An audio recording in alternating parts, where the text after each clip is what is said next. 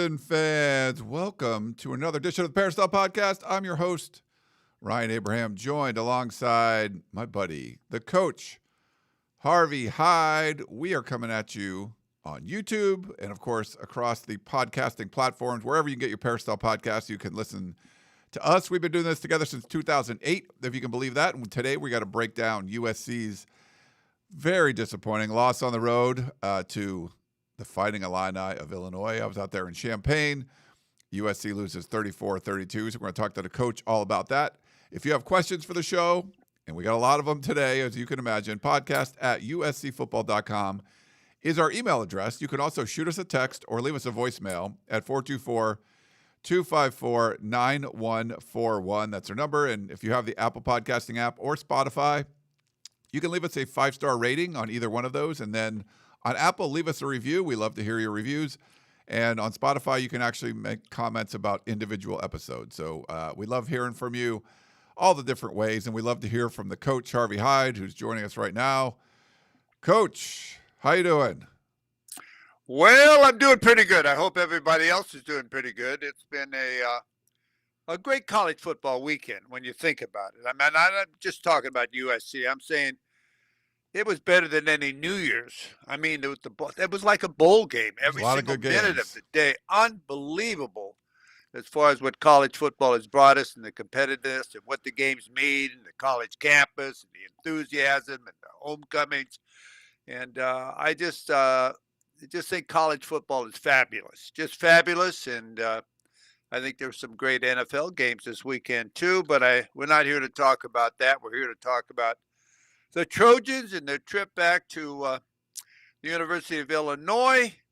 I have a lot of players that played at the University of Illinois, so they kept, contacting me every 15 minutes, giving me all the updates of what's going on. And they played for Mike White when he was back there, and they came out to the Rose Bowl and played UCLA in the Rose Bowl. And so it was a great afternoon of going back and forth with them and also watching an exciting football game, but yet one very disappointing football game. And a football game that's very hard to overcome when you think about how you lost in the last play of the game and the long ride home and the disappointment of a game you should have won and could have won and lost. And then going into a bye. The tougher thing is, as far as going into a bye after you lose a game, it sort of never goes away. It's there and you talk about it the entire time. You're not preparing for a new opponent. You're there, you're thinking of it, you're going to class. Everybody's asking you all the things, what happened, how was the trip, why did you do this, why did you do that? And it never goes away. So they've got a challenge now as far as going into a bye, losing a Big Ten game, losing a game that if you asked any player and you asked any coach, they feel they should have won the game, just like I felt. They should have won the game. You feel they should have won the game. So they themselves are asking them that question, and after coming back from a bye, they've got a sold-out game at the Coliseum against the University of Michigan.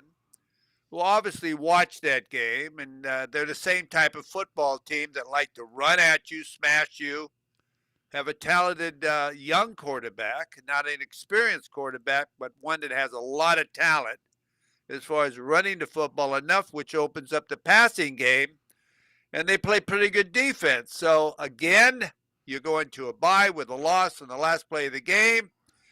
You read about their shortcomings in the papers and all the different services and so on. You don't hear them applauding much in any area because everybody looks at the W or the loss. And now that's where we're faced right now as far as with the bye week coming. Well, Coach, the game, I think USC was pretty fortunate to take the lead very late in the game, just the way things were going. We can get into the defense not being able to get stops, but, offensively, USC was doing a lot of stuff that was really good. They had a couple of turnovers, which certainly hurt them, but only punting one time and, moving the ball effectively.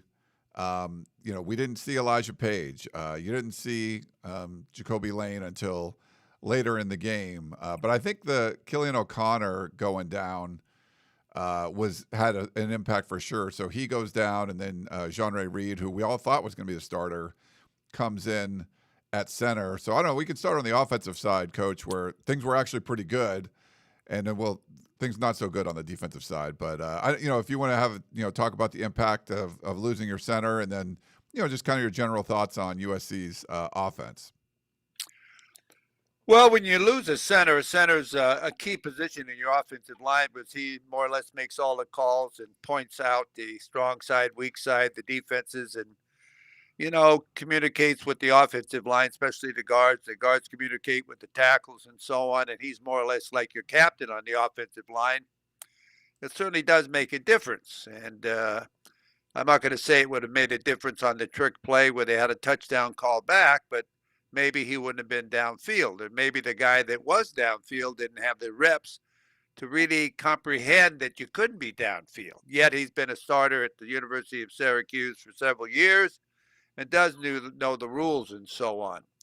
Page does make a huge difference as far as in the offensive line because he's a dominate type of player. But I don't know if that really made a difference in the winning and losing of this football game. I think it had an effect because it's confidence and so on. But again, you can't really look back or lick your wounds and say we lost because of this or that. We lost the center. Everybody loses players. Illinois lost a lot of players. If you dwell too much on that, you lose the confidence of your football team as far as having the ability to win the game, but they think, oh, we're not going to be able to win the game because we lost this or we lost that, or Lane's not playing or so-and-so's not playing. So you don't dwell on that. You just more or less say we're in good shape. We'll move up. We'll get it done.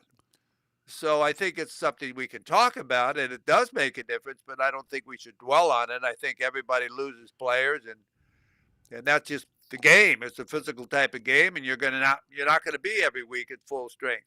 You're fortunate if you are, but when you play a very physical game like football, you're going to lose some players along the way. But offensively, I think they utilize the tight end more than what they've ever done before, and I think they should. I think they balance out the offense when they do that. They started the game with 3 or 4 plays with 2 back sets.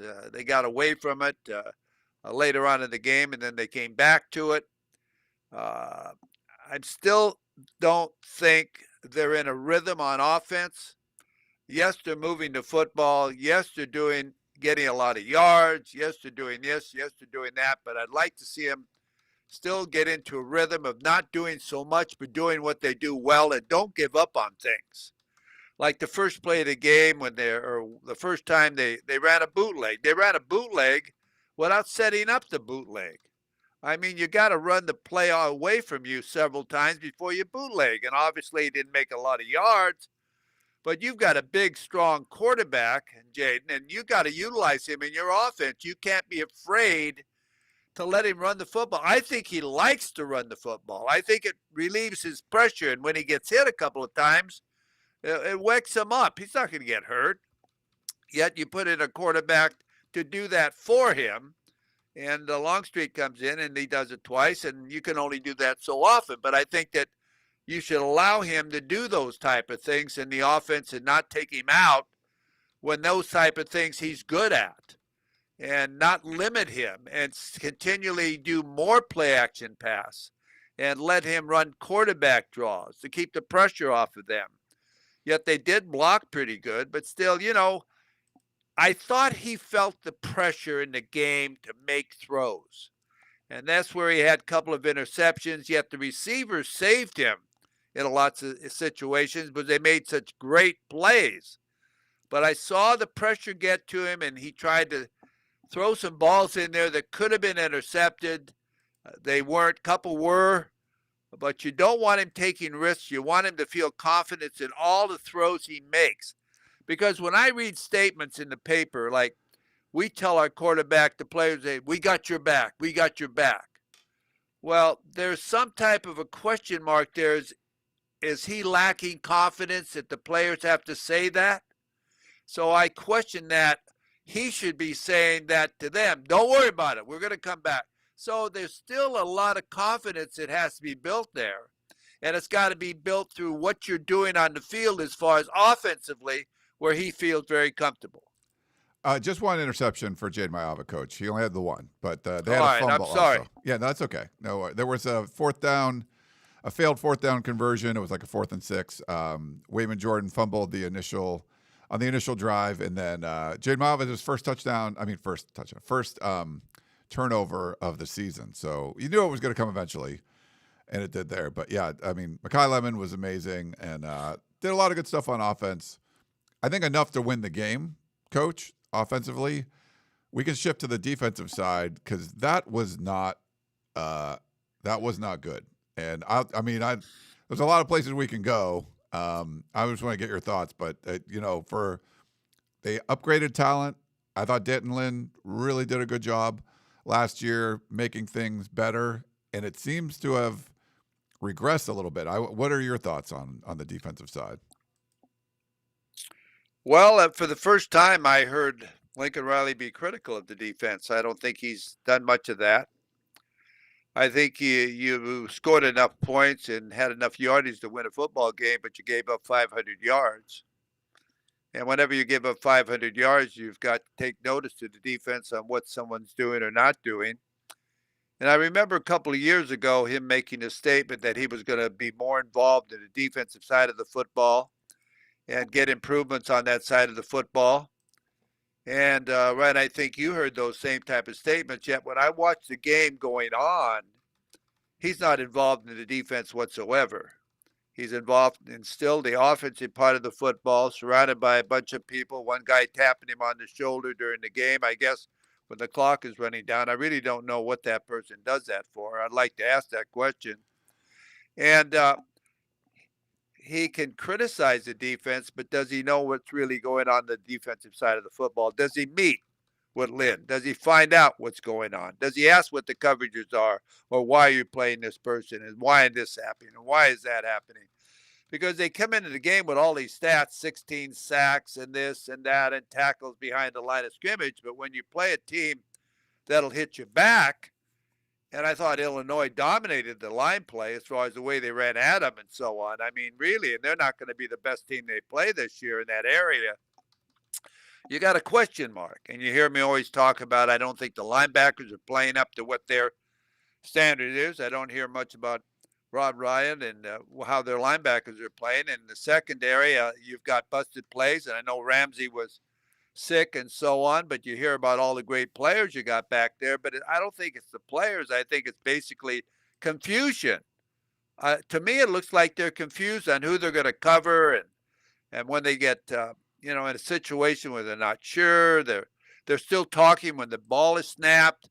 So, and another thing, if you don't get to the quarterback, then with a 4-man rush, then you've got to do something else to get there. And they fired their corner one time and they hit the screen and it cost them a touchdown. They just called it at the wrong time. They hit it perfectly. The play call was perfect to the defense you were running. So I just think that I don't know. There's things lacking on the defensive side of the football where they're not playing as a unit. And they got to put it together. I'm telling you, you're not going to win football games unless you play defense. I've told you that all along. You don't win championships without defense. And I think right now, there's a lot of questions on the defensive side of the football. It's going to be you're going to have a scoring race to beat people.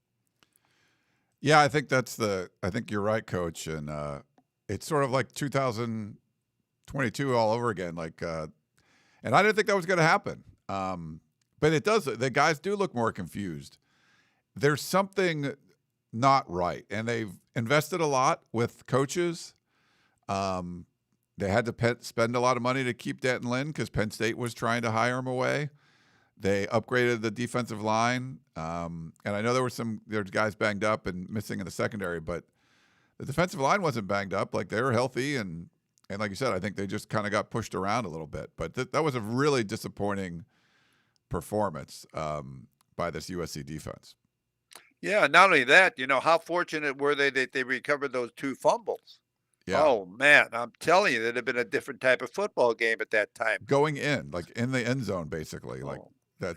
Same thing happened with Purdue. Two passes into the end zone that were intercepted. Like, that changes everything. That's why I said USC was fortunate to even have a chance to take the lead at the end of the game, because those 2 turnovers going in were super critical. Super critical. And then again, I don't know if we want to get into time management, but again, everybody's talking about it. You saw it, I saw it. And he was asked that in the post-game interview about time management, and he says, well, we talked it over. Now, correct me if I'm not saying the right words. We talked it over, and we decided it's better to get the score right now and play it out. Well, I don't know who he talked it over with, okay? Because when I watch him on the offensive side of the football, he is surrounded by everybody on the sideline. I don't know who he's communicating with as far as in the press box, as far as what play to call. He has this little card in front of him, which most people do. They have some type of reminder card with them. And I think sometimes you just short out.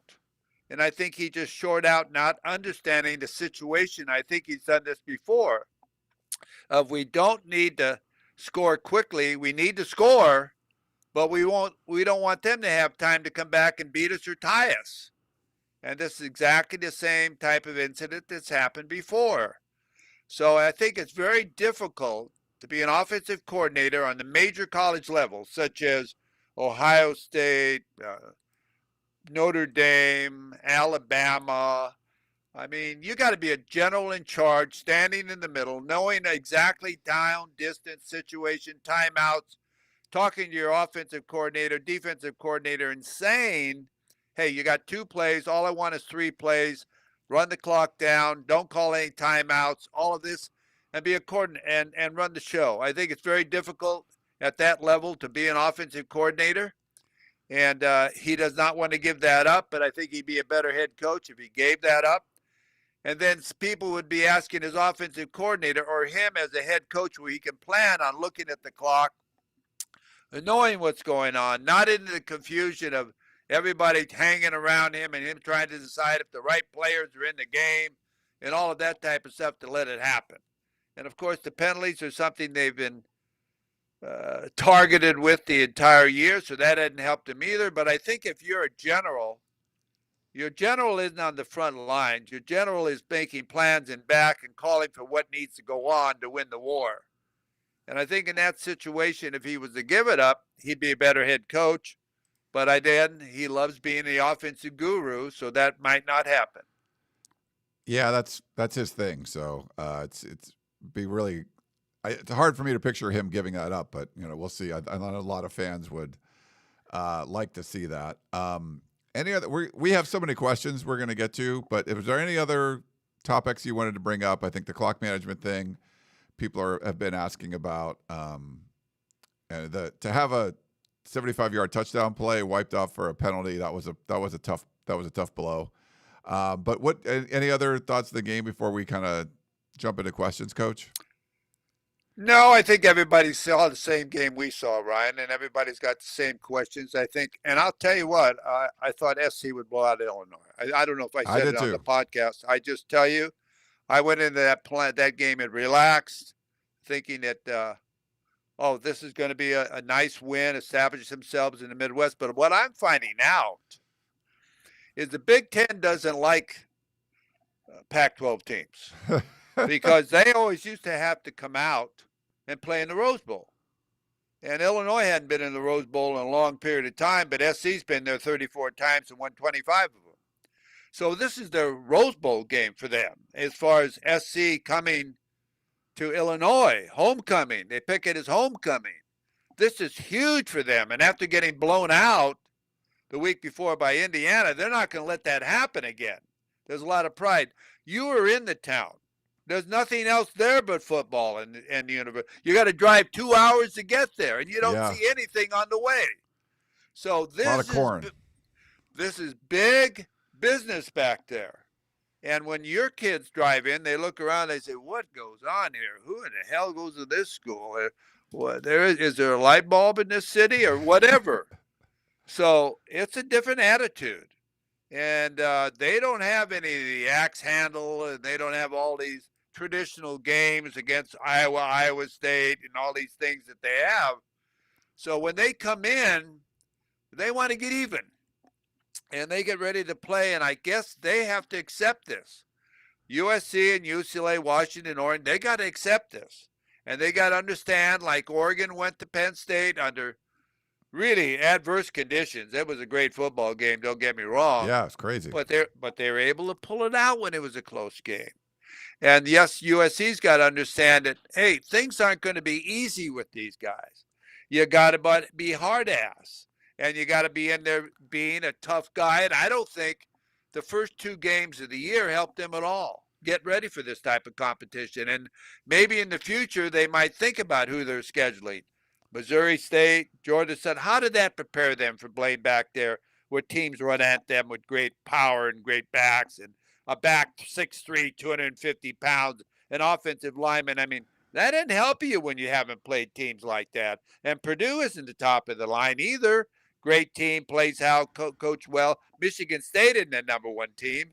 They're okay, but they'll finish in the bottom part of the Big Ten. So how are they prepared to play a team like Illinois who wants to slug you in the mouth? And that's what Illinois did, slug you in the mouth. Yeah, that's exactly what happened, Coach. Well, why don't we do this? We'll take a quick break. We'll come back, and we have a lot of questions to get to. So we'll get to all of your questions if you send them in for the coach. Back in a minute, everyone.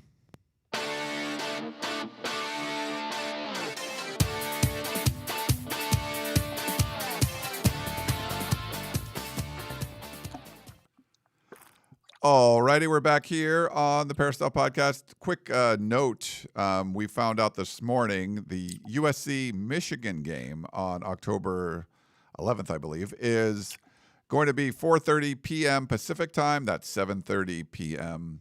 Eastern time, shown on NBC. So for your tailgating needs, USC will play Michigan at 4:30 Pacific time. Well, let's get to some questions. This is from our buddy Sir Eric of Troy. I ran into him at a pregame in Champaign before the game, but here's his question. Hey, Ryan, this is Sir Eric of Troy. This message is for Coach Harvey Hyde. Hey, Coach, you and I have known each other 46 years. We go way back, and during that time, you've always been a straight shooter. This is Eric Hyde. We go all the way back to PCC together. So I want to ask you this question. Do you agree with me in my position that it was not Lincoln Riley's fault that he scored too early? I think he has the second highest paid assistant coach as a defensive coordinator in all of college football. And if you can't leave 1 minute and 54 seconds in his hand to carry the game, then something's wrong. So that's my opinion, Coach. You may have already discussed this on the P, but just for my sake, please give me a straight shot on how you feel about it. Thanks.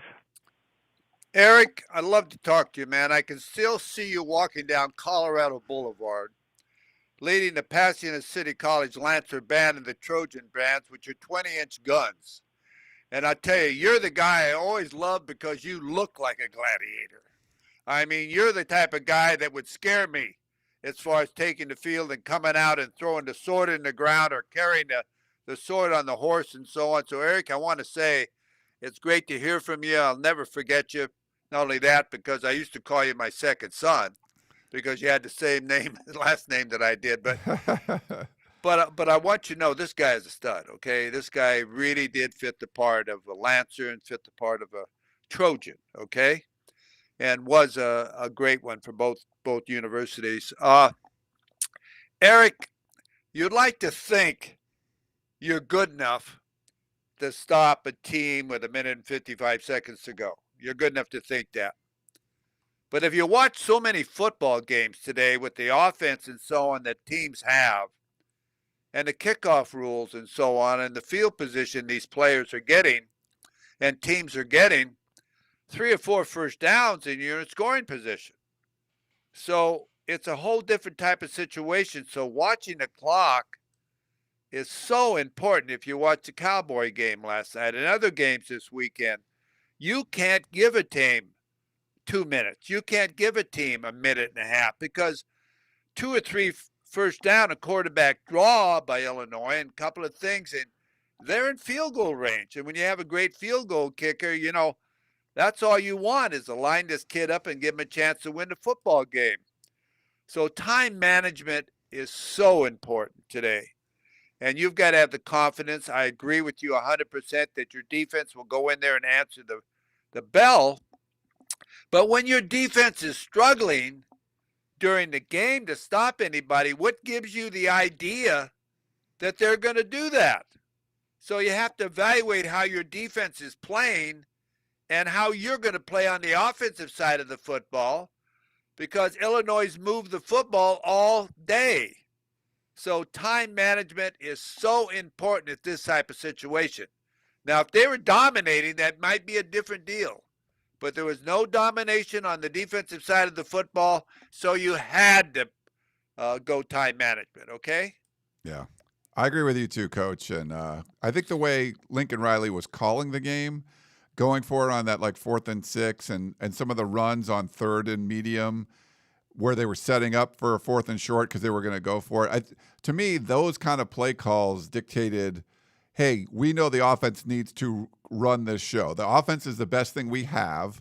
We'll keep it out there. We're going to take some risks because we can't trust the defense. So in that case, I think you'd much rather have run it up the middle twice, and even if it's 3rd and 5, 2 shots with the offense to get 5 yards. I'd much rather have that than a minute 55 and the defense has to get a stop. Like I think, yeah, I get you're taking a couple shots away, but I trust the offense more on a couple downs than the defense to not give up a field goal. How many games have you seen when the running back runs through and they're mad at him because he scored? Yeah, he should fall down before, or those type of things where running back will be ready to score and just run around, run the clock down, and then fall down. You teach a lot of this stuff. Or on the defensive side of the football, you'll let somebody score because you want the football back, and the difference in the score, you can still win the game if there's 2 minutes. Yeah. So you've got to use your head on all of this type of stuff today. Look at what your team is doing and how your team is performing on what's the best way to win. Yeah. You wanted the offense out there for sure, more than anything. All right, here's another voicemail. Hey, Peristyle, it's Rick from Vista. Just a couple questions maybe for the coach. I know it might be too late, but anyways, I'm surprised that the defense didn't shut down the running game in the second half, because that's been the modus operandi for the defensive coordinator, Coach Lynn, that in the second half he's able to make changes to stop the running game, and we just couldn't get that stopped at all. Was it because, in your opinion, Coach, that their passing game was so good or you had to honor the pass, where when we played a team like Michigan, we didn't have to honor the pass because they couldn't make anything. So we just loaded up on the box, because I would think that we have much better personnel this year than we did then. And what happened to that personnel? They seem to have disappeared, especially against a team that led so many yards and so many plays against when they played the last week against Indiana. I mean, they were like a sieve. So what happened? Anyways, I'd like to know your analysis for the defense. I mean, does Kamari Ramsey make that much of a difference? And would our starting left tackle have made that much of a difference? I don't know. I'd like to know your thoughts. Thanks. Bye. Well, let me say this. I think they won the war in the trenches, okay?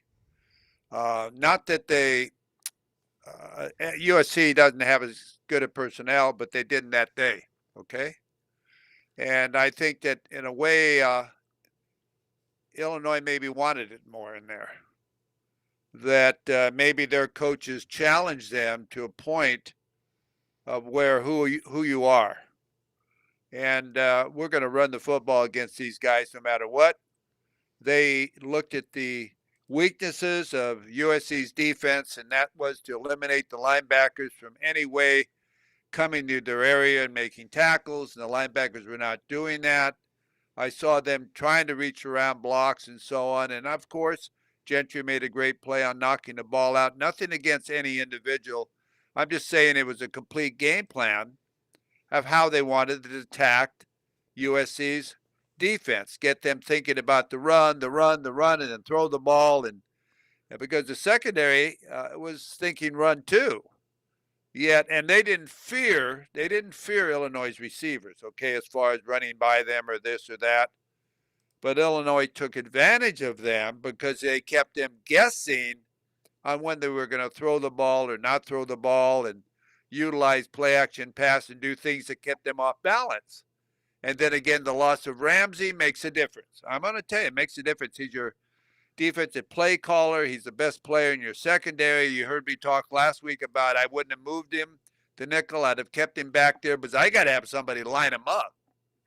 If they're not lined up back there, I mean, a nickel back, yeah, okay, maybe it's not going to be as strong, but I'm not going to give up the big play. And I hope he's back. I don't know how the heck he got food poisoning. Everybody eats the same thing. But he got supposedly food poisoning, and I don't know where that came from. Maybe a chocolate candy bar that was food poisoning. I don't know.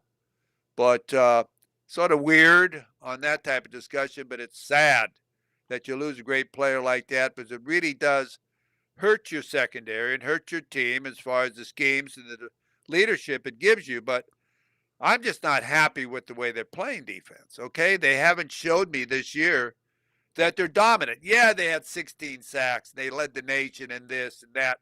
But against who? That's what I always look at. Against who? Now you're trying to figure out now when you're playing against someone, a lot of those stats don't make a difference. Agree with you there, Coach. And it certainly hurt, but, Illinois had great players out too. You just need to figure out a way to make it work. You had to have a better performance than that. That was not, losing one guy in the secondary shouldn't made your defense that much of a sieve, and it was pretty bad. Trojan Dad wrote in, he has an email. We lose games we're supposed to win, too numerous to mention. And in the last 3 or 4 years, we've won maybe one, LSU last year, that we were not favored to win. Why is this? What does this say about the program, the caliber of players, the coaching? A baseline of success in college football is to win the games you're favored to win, and we can't do that. Thanks from Trojan Dad. That's a good question. I wish I could answer it, then we get that all worked out. But you're not wrong. Yeah. No, the guys that make the odds, they're normally right. Okay, they're pretty close on exactly what should go on, and that's the way they figure it. And like I thought they should beat Illinois. I think everybody thought they should have beat Illinois, but they didn't beat Illinois, and I don't know why, except for what we just discussed on those items. I think it's I don't want to call it a lack of preparation. I don't want to call it overplay. But during the off season, all I heard was praise. Okay? We got a new strength and conditioning coach. He's got them all reading books. They're all about this book and that book. They're all about all the spirit they brought back and the discipline portion I really believe in. I thought it was great. But it's the way you learn to play the game of football is you practice the game of play football. Yeah. And you don't talk about it, you just do it. And I've always worried about the physicality that's been a part of USC's offense the last couple of years, and I was really excited when I saw them run the football better and the more attempts, 40 2 weeks ago, 28 I think this week, and so on. That there's an effort, but again, it's got to be all correlated and communicated and rhythm-wise where it all works together with your passing game and everything else. But then again, that is working to a point of where they're scoring a lot of points, okay? So you can't really throw the blame there, even though it could be a lot better, okay? Yeah. It could be a lot better.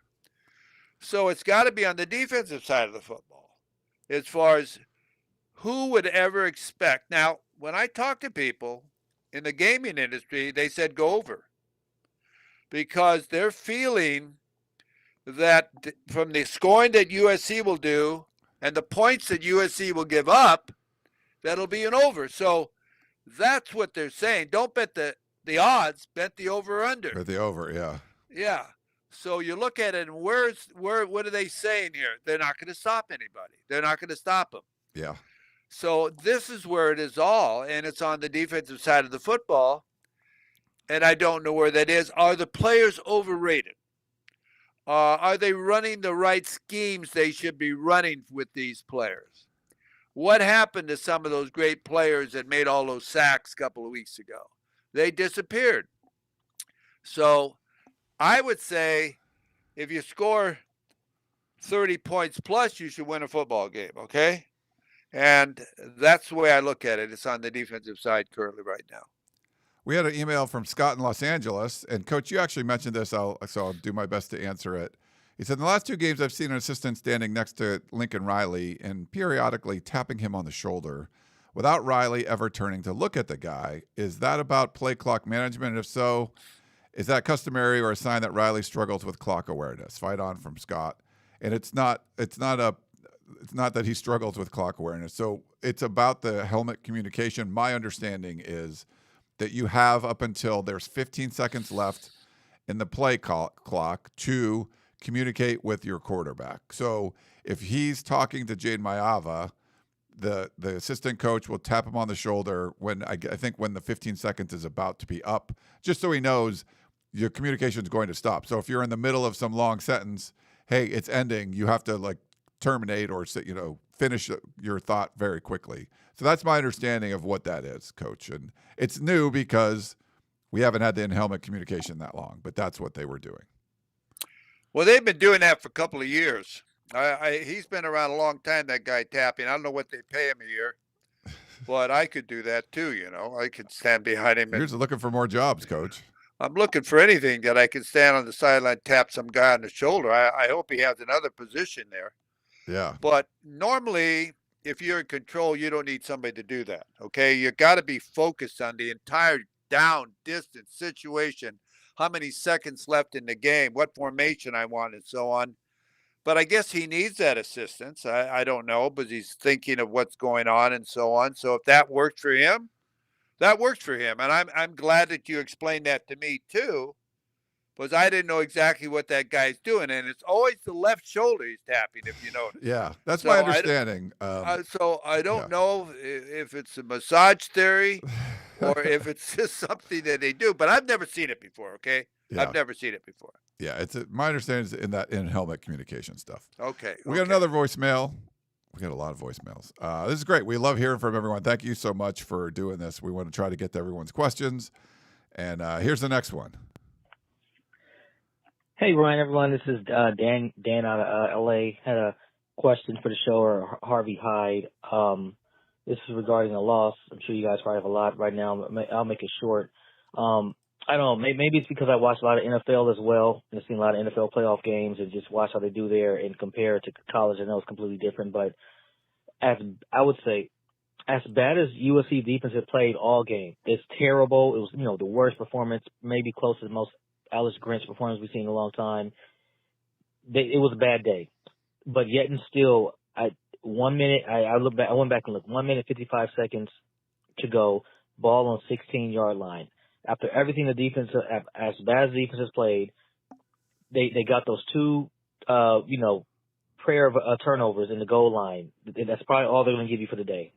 They gave you that shot. They gave you the ball back to win that game. Knowing that your defense is just not ready, especially if you scored a touchdown too fast. I know you got to take the points, but I've seen it in the NFL. You score a touchdown too fast, your defense is not going to stop them. We're going to lose either way. If we score too fast, they're going to lose. So my question is, ball on 16, why not run like I see in NFL playoffs all the time? If you have Tom Brady and Patrick Mahomes on the other side, I know Illinois' quarterback is nowhere near them, but the way our defense was playing, they basically had Tom Brady or Patrick Mahomes on the other side because we couldn't stop them. Knowing that you have the ball on 16-yard line, 1 minute 55 seconds to go, you can still get a first down. Why not run the clock, get another first down? Because obviously all day, one thing Illinois couldn't have done was stop USC in the red zone. Get a first down, run the clock, make them use their timeouts, as many as you can. Get to first and goal, and then run time. Not run time. Get the first and goal after you get that first down, and then score your points.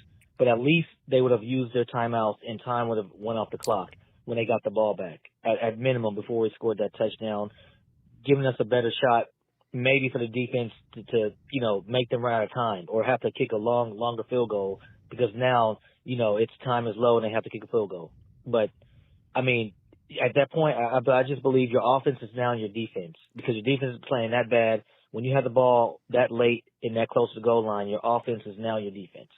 Do what you got to do to win that game, man. It's as bad as defense played, you still had a shot to walk away with a possible victory. And, I mean, just from what I'm seeing in the NFL, they usually do that. They would do that. They would do whatever they can to get that game. But, I mean, hey, take the chances. If you score fast, we're not stopping. We're going to lose anyway. Then, I mean, all they needed was a field goal. They were going to get that. We all knew that unless a prayer of another turnover would happen, but that's not guaranteed. But, I mean, take the shot, take the chance, run the clock, run the ball. So that's when someone says, "I'll keep this short," that went the full 3 minutes that were allowed. I didn't think it was that long, so usually I won't play a 3-minute long voicemail, but I thought it was shorter than that, and he ran the whole way. So it's funny when someone says, "We'll keep this short," and they nowhere near keeping it short. Well, I used to say when I did the Trojan Brunch show on Sunday morning, let the guy vet, okay? Yeah. Let him vet. I don't want him to go in and beat his wife or slap his dog or do something stupid because he didn't have a chance to vet, okay? So I used to let him talk and talk and talk, and then I'd say, "How you feel now? You feel a lot better? And now let me tell you something. I'm going to agree with you, okay? Yeah, I feel pretty good." Well, I'll tell you, we agree with you. We talked to you about that earlier, and that's what we talk about as far as communication. Communication with somebody in the press box. Communication with your assistants. Communication with yourself.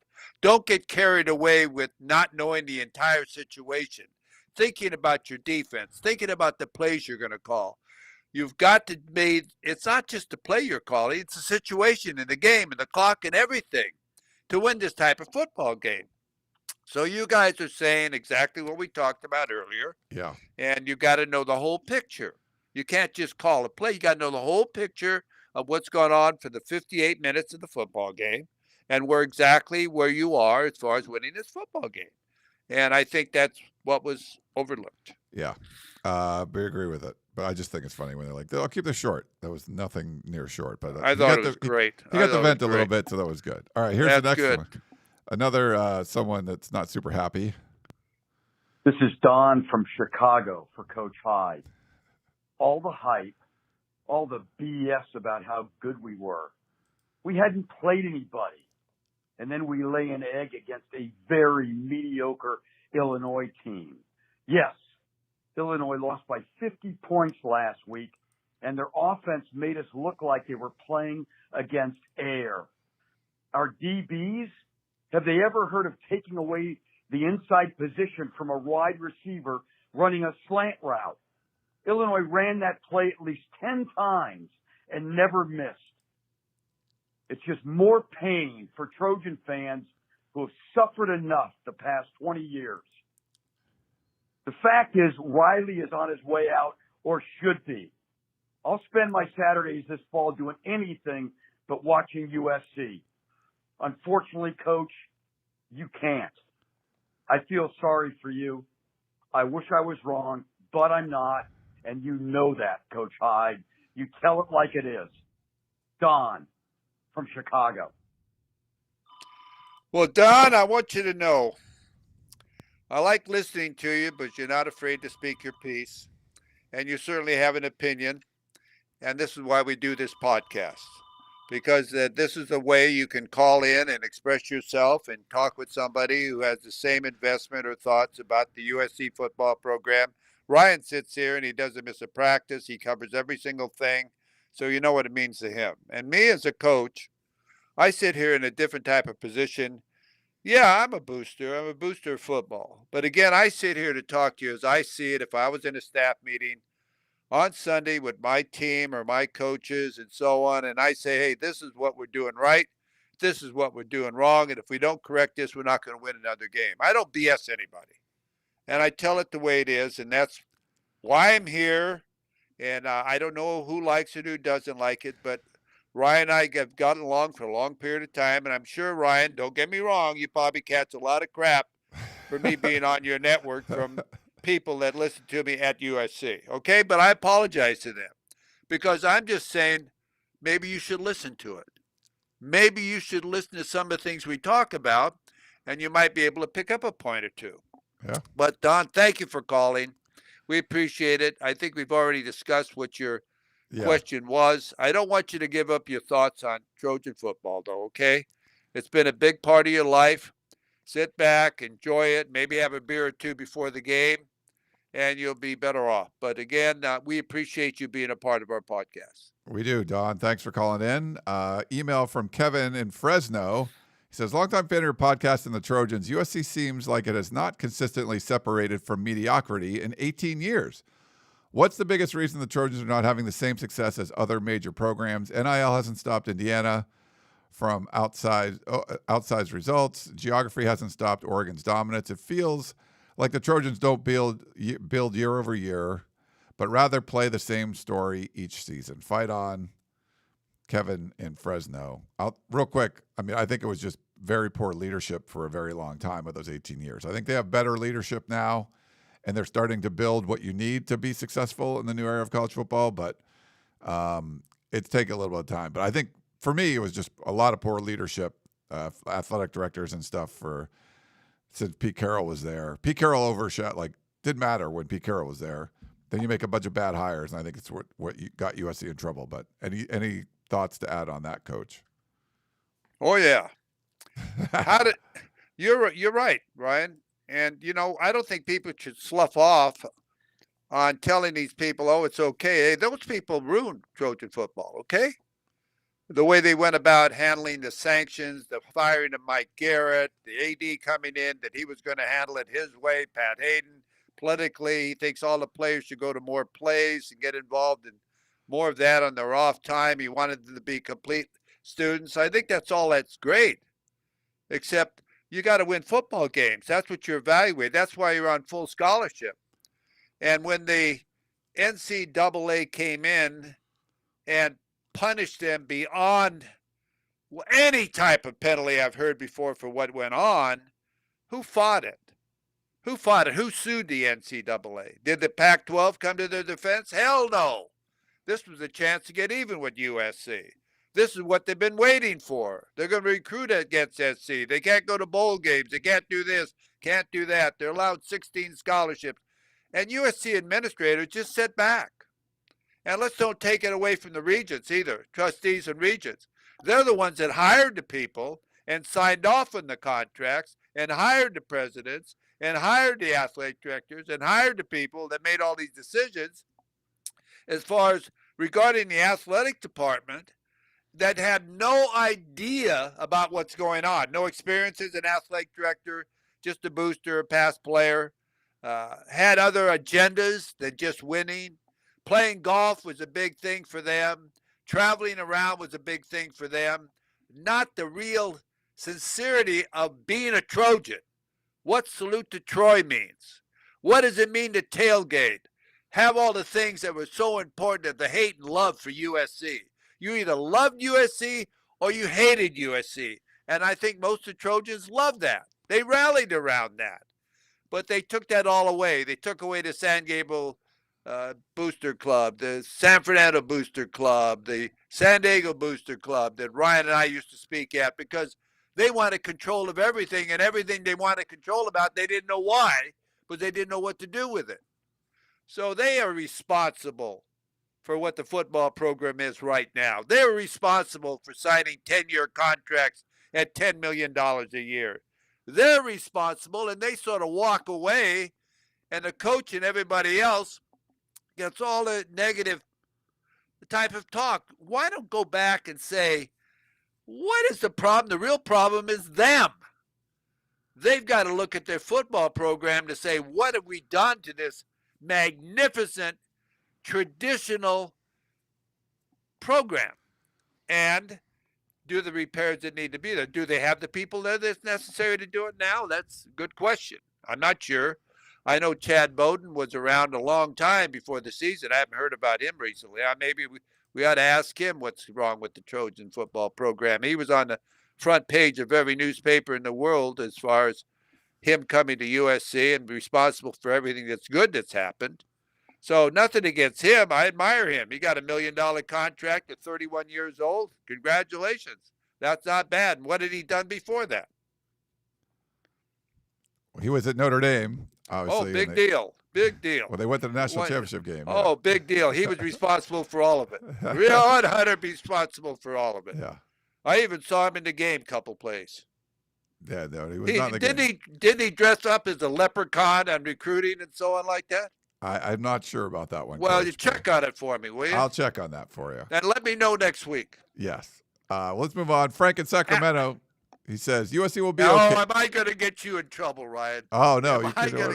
No, I really, I'm just saying, where is he now with all the Well, they got the number 1 recruiting class. He's not a coach. Oh, he's building. He's building. It was the all roster. him. Yeah, it was all him. There's no question about it. There's all him. Well, that's interesting. I didn't know who the face of the program was for a while. I thought he was the head coach too.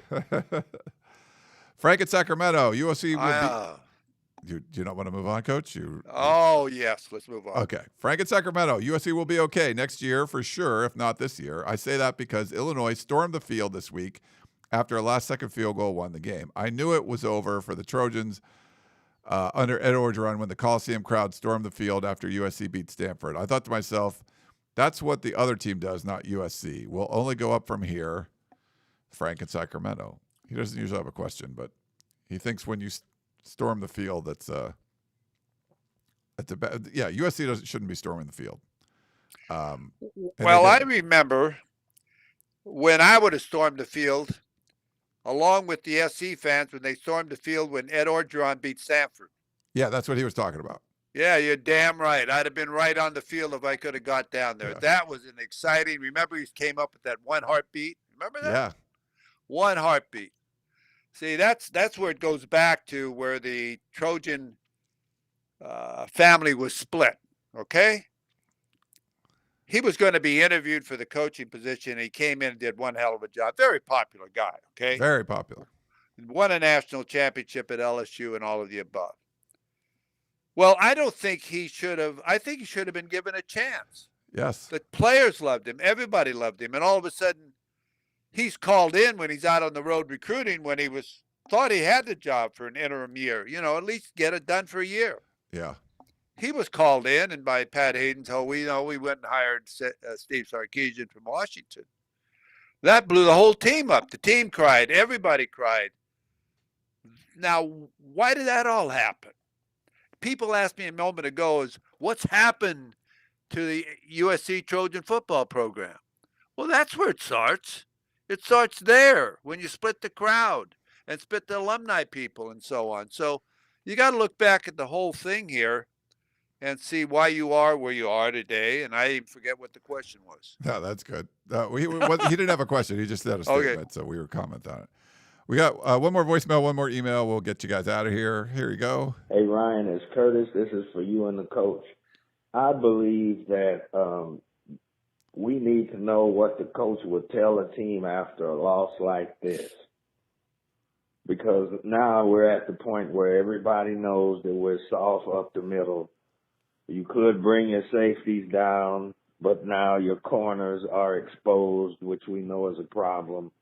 So, as a coach, what do you tell your people after a loss like that to get them ready for the next game? With a week off to get ready for Michigan. Curtis from Moreno Valley. Well, Curtis, you don't have to hang up so hard on us there. I mean, that hurt us. But what I'd probably do if it was Sunday morning after that game, I would have a staff meeting early. It wouldn't be a day off, even if there's a bye, and I don't know what they did on Sunday morning. I'd have a staff meeting, and I'd say, guys, look at ourselves in the eyes. I'm the leader of this football program, and we let our team down. We let our support group down. We let everybody down because we lost that football game because we couldn't play with the dam. I couldn't coach with the dam, and we couldn't stop anybody with the dam. And it's all on us. And we are not going to blame the kids on this. It's us. I did a poor job. I'm going to admit we did a poor job. I'm not going to have a phony press conference where I have two kids sit there that never open their mouth and no one asks them a question. I don't know why the hell they bring them there. They're humiliated in the game. Why did they sit there? I'm just throwing this out when I'm talking. And then also, I'd have a team meeting. And I would tell the team the same thing. I said, you guys played your butt off. We're not coaching you right. We're not responding to what we need to do. And I want you to know your head football coach is sitting here apologizing to you for that loss. I'm apologizing, and every one of my assistant coaches could do a better job. But I know every one of you can do a better job, too, if we try to do a better job. Because I don't like the feeling coming here today, and I know you don't like the feeling going to class or reading the newspapers or what the atmosphere is around campus and then getting ready for the University of Michigan. Probably the same type of story that was told to Illinois after they got beat by Indiana. Are we going to lose at home on homecoming like we did to Indiana, to the USC Trojans? And I would say the rivalry with Michigan is the biggest rivalry that we have, almost, in the Big Ten.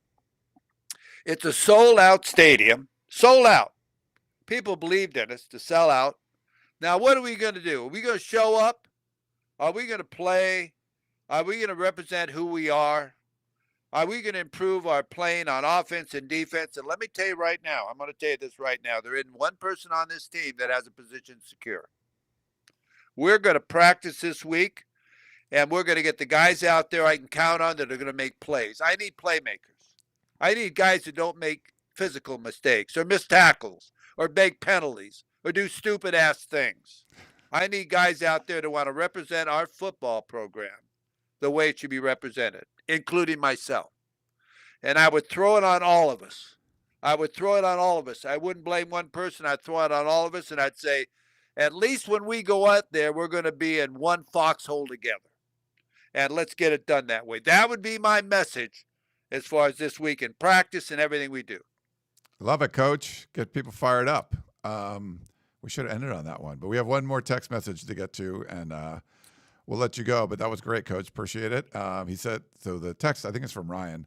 There's something that has faded from this USC football program, which joining the Big Ten has helped to reveal, and it's aggression and grit. I'm sure 4 straight offensive head coach hires hasn't helped, but I don't see the same level of killer mentality in the defensive side of the program. Even our current defensive coordinator is more stoic and schematic than aggressive. Where are the Taylor Mays, Brian Cushings, Ray Malalugas at USC? We have great athletes, but we need a few more guys on defense with a loose screw or two. Let me ask you something. Is Ryan the linebacker coach in the press box or on the field? He's in the press box. Well, that's the damn wrong place to have him. That's the first mistake right there. He's got to be on the field and let them come and meet that crazy son of a gun on the sideline, okay? You don't see that. I don't see that on the sideline. I don't see anybody spanking anybody. You need him to be on the sideline when they know when they get to the hash mark, there he is waiting for me. Oh, my God, what am I going to do? I don't see a tenacity. I don't see that. Now, Lynn's a great coordinator, obviously, but he doesn't have the outgoing personality of the way you want your defense to play. And you need someone playing or on the field demonstrating the effort and tenacity you need in somebody's face, getting them ready to play and saying, you're embarrassing me. You're embarrassing our university. Get your ass in gear. And, and I hope I'm not saying or using the wrong language, but sometimes you got to use language that kids understand. Yeah. And you've got to talk like that. But that's the first problem right there. I didn't even think about, why is he in the press box? Why? I don't know. I get to see him. What's he doing up there?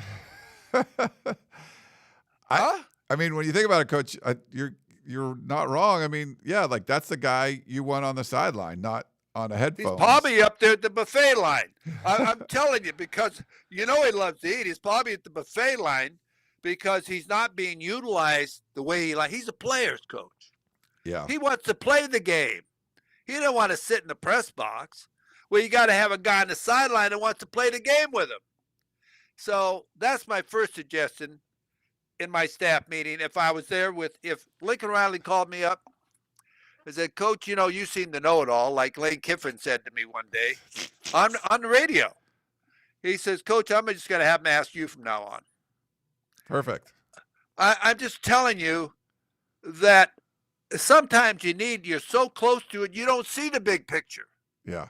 You don't see what we're seeing. If he called me up and said, let's have coffee, you're sort of a know-it-all type of guy. And I say, I'm not a know-it-all type of guy. I'm a guy that just looks at it the way I see it. I would tell him that. What are you doing with that guy in the press box? Get him down on the field where at halftime he's there waiting for him at the tunnel, saying, come here, son. I need to talk to you. You're going to the wrong locker room. Go on their side. Get over there and go in their tunnel. Somebody that motivates, stimulates, gets them ready to go. Yeah. No, I agree with you, Coach. Some great thoughts on the last couple questions. So thanks for everyone. Man, I mean, about your record number of questions we got, but thank you so much for all of that. Thank you, Coach, for sticking around to answer. We went over an hour again, so that was good stuff. Did we really? I'll turn in my overtime pay. Yeah, that's true. Yeah, send that in.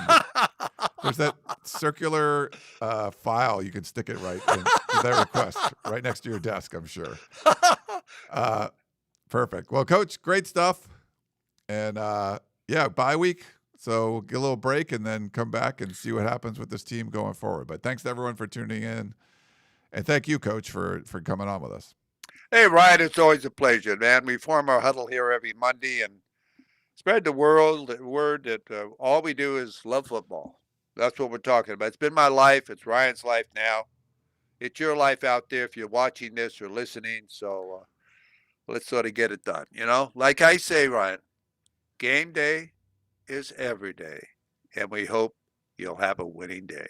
Yes, that's great words to live by. Well, thanks, Coach. Thanks, everyone, for tuning in. Hope you enjoyed the show, and we will talk to you next time.